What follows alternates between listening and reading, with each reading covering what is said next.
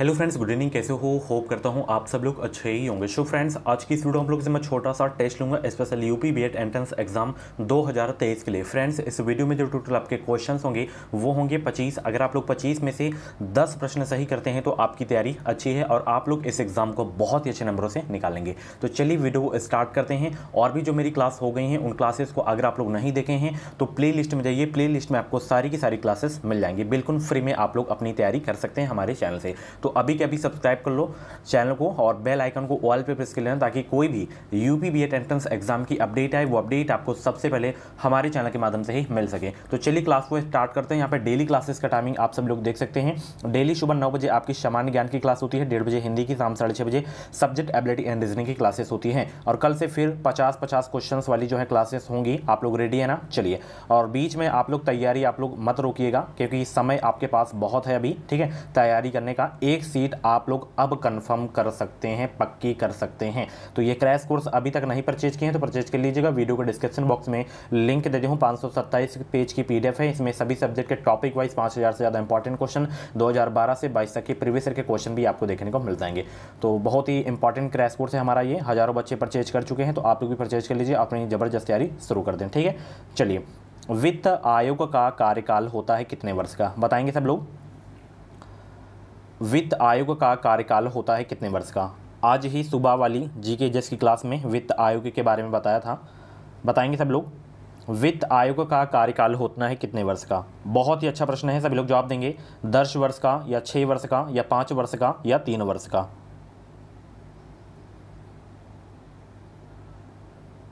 तो वित्त आयोग का जो कार्यकाल होता है डियर, वो होता है कितने वर्ष का? 5 वर्ष का होता है। अब आप लोगों से प्रश्न है, आज सुबह ही प्रश्न बताया हूं कि वित्त आयोग की स्थापना कब हुई और वित्त आयोग के पहले अध्यक्ष कौन थे और इस समय वित्त आयोग के अध्यक्ष कौन है। कमेंट बॉक्स में सब लोग छाप देंगे, सब लोग छापेंगे। जो भी क्वेश्चंस मैं आप लोगों से पूछा करूँ उसका जवाब आप लोग कमेंट बॉक्स में ज़रूर से ज़रूर दिया करें, ठीक है। तो वित्त आयोग की जो स्थापना हुई थी 1951 में हुई थी। कब हुई थी? 1951 में। इसके जो फर्स्ट जो अध्यक्ष थे केसी नियोगी थे। कौन थे? केसी नियोगी थे। और इस समय कौन है अध्यक्ष भाई बताएं? इस समय कौन अध्यक्ष हैं? इस समय कौन अध्यक्ष है बताएं? एन.के. सिंह, ठीक है। चलिए आगे चलते हैं। महत्वपूर्ण विधान पर जनता की राय जानने के लिए कौन सी विधि अपनाई जाती है? पहल, वापस बुलाना, जनमत संग्रह या इनमें से कोई नहीं? 77 का जवाब देने का प्रयास करेंगे भाई। सभी को गुड इवनिंग। वीडियो को लाइक शेयर कर दें सब लोग। तो वो जनमत संग्रह अपनाई जाती है प्रणाली, ठीक है। चलिए आगे चलते हैं। संविधान में मौलिक कर्तव्य जोड़े गए थे किस संविधान संशोधन द्वारा? बताएंगे सब लोग। 78 का जवाब देंगे। बहुत इंपॉर्टेंट क्वेश्चन है। संविधान संशोधन से प्रश्न आया करता है। जैसे आज सुबह की क्लास में मैं बताया था 61वां संविधान संशोधन के बारे में। तो 61वां संविधान संशोधन का संबंध किससे है? जो मतदान की आयु 21 वर्ष थी इसे घटाकर 18 वर्ष कर दिया गया है। तो ये 61वें संविधान संशोधन के द्वारा किया गया है। और मौलिक कर्तव्य जो जोड़े गए थे ये 42वें संशोधन द्वारा जोड़े गए हैं, ठीक है। 78 का जो आपका सी वाला बिल्कुल करेक्ट हो जाएगा, ठीक है। चलिए आगे चलते हैं। अगला प्रश्न, सेल्यूकस निकेटर पराजित किया गया था किसके द्वारा? बताएंगे सब लोग। सेल्यूकस निकेटर पराजित किया गया था किसके द्वारा? बहुत ही अच्छा प्रश्न है। सेल्यूकस निकेटर पराजित किया गया था किसके द्वारा? तो ये पराजित किया गया था चंद्रगुप्त मौर्य के द्वारा, ठीक है। बहुत अच्छा प्रश्न था। सिंधु घाटी सभ्यता की प्रमुख विशेषता थी क्या? नगर सभ्यता, मध्यपाषाण सभ्यता, कृषि सभ्यता या पूर्वापाषाण सभ्यता? अगर आप लोग मेरी history, geography and current affair की मैराथन वाली क्लास देखे होंगे तो बहुत सारे क्वेश्चंस आपके करेक्ट होते होंगे जब भी आप लोग कोई भी प्रैक्टिस सेट उठाते होंगे। तो अगर आप लोग उस क्लास को नहीं देखे हैं तो जाके देख लीजिएगा, ठीक है। सिंधु घाटी सभ्यता की जो प्रमुख विशेषता थी नगरीय सभ्यता थी, नगर सभ्यता, ठीक है। चलिए, सिकंदर की मृत्यु के बाद उसके साम्राज्य का पूर्वी भाग किसके अधीन चला गया था? सेल्यूकस निकेटर में, मेनांडर में, रुद्रदमन में या कनिष्क में? 81 का जवाब देंगे। सिकंदर की मृत्यु के बाद उसके साम्राज्य का पूर्वी भाग किसके अधीन जो है चला गया? सेल्यूकस निकेटर के, ठीक है। चलिए बहुत अच्छा प्रश्न था। चलिए, थार एक्सप्रेस कहाँ जाती है? बताएं सब लोग। थार एक्सप्रेस कहाँ जाती है? 82 को जवाब देंगे। थार एक्सप्रेस कहाँ जाती है? तो ये जाती है पाकिस्तान, ठीक है। और एक समझौता एक्सप्रेस है। समझौता एक्सप्रेस बताइए किस देश में जाती है भारत से? समझौता एक्सप्रेस किस देश में जाती है? बहुत अच्छे। बहुत सारे लोग जवाब दे रहे हैं बांग्लादेश, बहुत ही अच्छे, बहुत ही अच्छे, ठीक है। तो यहाँ पे मैंने समझौता, देखिए वो भी पाकिस्तान में ही जाती है भारत से, ठीक है। भारत और जो बांग्लादेश के बीच जो जाती है ट्रेन मैत्री एक्सप्रेस है, ठीक है, सॉरी उसके लिए, ठीक है। कंचनजंगा स्थित है कहाँ, बताएं सब लोग, कंचनजंगा स्थित है कहाँ?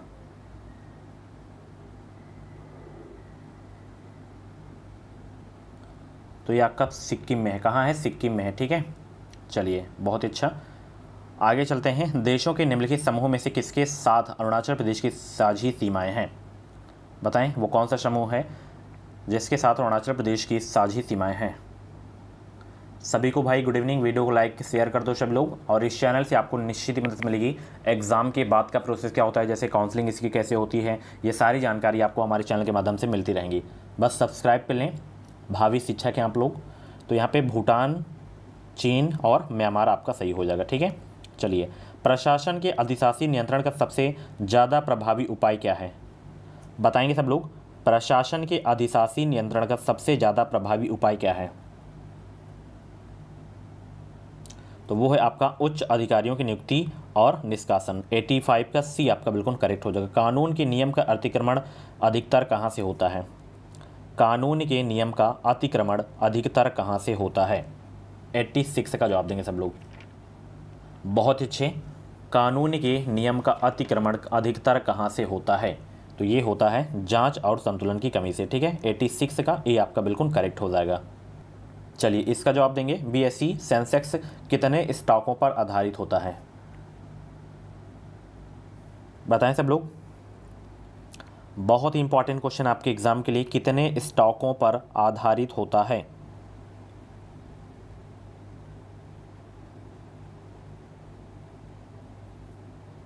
तो ये जो है आधारित होता है 30 स्टॉकों पर, ठीक है, ध्यान रखना। चलिए आगे चलें। चलिए अगला प्रश्न, सरकार द्वारा अपने देश में एकत्रित निधि को क्या कहते हैं? सरकार द्वारा अपने देश में एकत्रित निधि को क्या कहते हैं? घरेलू बजट स्रोत कहा जाता है, ठीक है। चलिए, उस मुगल शहजादे का नाम बताइए जिसने भगवत गीता का फारसी में अनुवाद किया था। Very very most important question आपके एग्जाम के लिए। उस मुगल शहजादे का नाम बताइए जिसने भगवत गीता का फारसी में अनुवाद किया था। तो वो था भाई दारा सिकोह, ठीक है, बहुत ही अच्छे। चलिए, बुद्ध ने अपना प्रथम प्रवचन कहाँ पर दिए थे? Very very most important question है, कई बार ये अपनी मैं टॉपिक वाइज क्लास में भी पढ़ा चुका हूँ एंड कई बार प्रैक्टिस सेट की भी क्लास में पढ़ा चुका हूँ।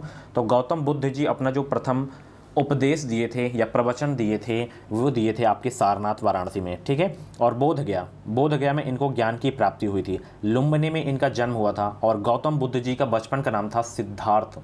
ध्यान रखना, 35 वर्ष की अवस्था में इनको ज्ञान की प्राप्ति हुई थी पीपल वृक्ष के नीचे। आप लोग कमेंट करेंगे किस नदी के किनारे इनको ज्ञान की प्राप्ति हुई थी, किस नदी के किनारे, ठीक है। चलिए, और सर्वाधिक उपदेश जो है श्रावस्ती में दिए थे और कुशीनगर में इनकी मृत्यु हुई थी, वो महापरिनिर्वाण कहलाता है, ठीक है। तीर्थ यात्रियों का राजकुमार किसे माना जाता है? बहुत ही इंपॉर्टेंट क्वेश्चन है, ये भी मैराथन की क्लास में करवाया हूं मैं। तीर्थ यात्रियों का राजकुमार किसे माना जाता है? वैन सॉन्ग को माना जाता है। बी आपका बिल्कुल करेक्ट हो जाएगा, ठीक है। चलिए, अलीगढ़ आंदोलन का संस्थापक कौन था? अलीगढ़ आंदोलन का संस्थापक कौन था? सैयद अमीर अली, मौलवी चिराग अली, सर सैयद अहमद खां, अब्दुल हलीम सरार। अलीगढ़ आंदोलन का संस्थापक कौन था? सर सैयद अहमद खान था। 92 का सी आपका बिल्कुल करेक्ट हो जाएगा। चलिए, सामाजिक संविदा सिद्धांत किससे संबंधित है? बताएंगे सब लोग, सामाजिक संविदा सिद्धांत किससे संबंधित है? राज्य के उद्देश्य से, राज्य की उत्पत्ति से, राज्य की प्रवृत्ति से, राज्य के कार्य से। राइट आंसर छापेंगे सब लोग कमेंट बॉक्स में। सामाजिक संविदा सिद्धांत किससे संबंधित है?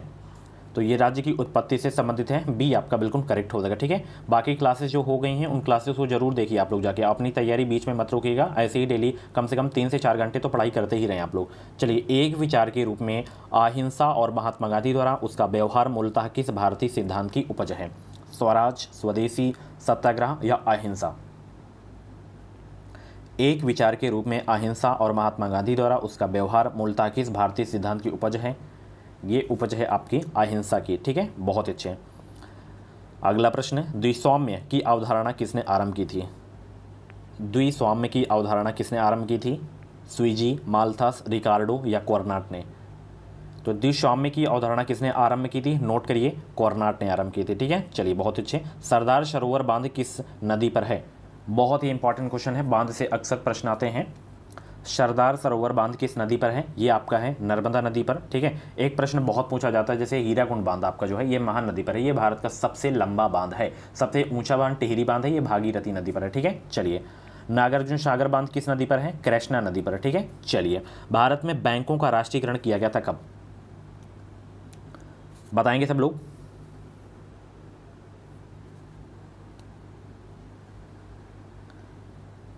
भारत में बैंकों का राष्ट्रीयकरण किया गया था किस सन में? 1967 में, 1969 में, या 1973 में, या 1971 में? आरबीआई के भी साथ साथ बताइएगा। तो ये किया गया था 1969। ठीक है, डेट पूछे तो 19 जुलाई याद रखना है। आरबीआई का 1949, 1 जनवरी 1949। ठीक है। हमारे राष्ट्रीय ध्वज में के मध्य में जो है स्थित धर्म चक्र का रंग क्या है? बताएं सब लोग, बहुत इंपॉर्टेंट क्वेश्चन है। हमारे राष्ट्रीय ध्वज के मध्य में स्थित धर्म चक्र का रंग क्या है? गहरा नीला या काला, लाल, हरा? क्या रंग है बताएंगे सब लोग। 98 का जवाब देने के प्रयास करेंगे।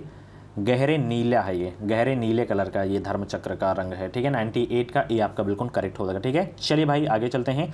कौन सा नगर सर्वाधिक रेलवे मंडलों के साथ जुड़ा है? मुंबई है आपका। ठीक है, चलिए। निम्नलिखित अंतर्राष्ट्रीय टेनिस प्रतियोगिताओं में कौन सी प्रतिवर्ष एक ही स्थान पर आयोजित नहीं होती है?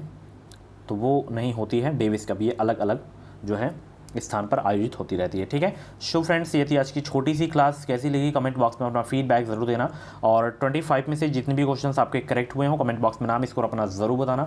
और ऐसे ही डेली वीडियोस देखने के लिए हमारे education with style YouTube channel को सब्सक्राइब करें। आगे भी आपको हमारे चैनल से मदद मिलेगी। आप लोगों के लिए एक होमवर्क है, होमवर्क प्रश्न मतलब दे रहा हूँ। महात्मा गांधी के राजनीतिक गुरु कौन थे? यानी कि महात्मा गांधी अपना राजनीतिक गुरु किसे मानते थे? कमेंट बॉक्स में छापेंगे सब लोग। ठीक है, ऑप्शन आज नहीं मिलेगा। ओके, तो चलिए मिलते हैं अगली क्लास पे। Thank you so much. Channel को सब्सक्राइब जरूर कर लेना। मिलते हैं अगली वीडियो पे। Thanks for watching.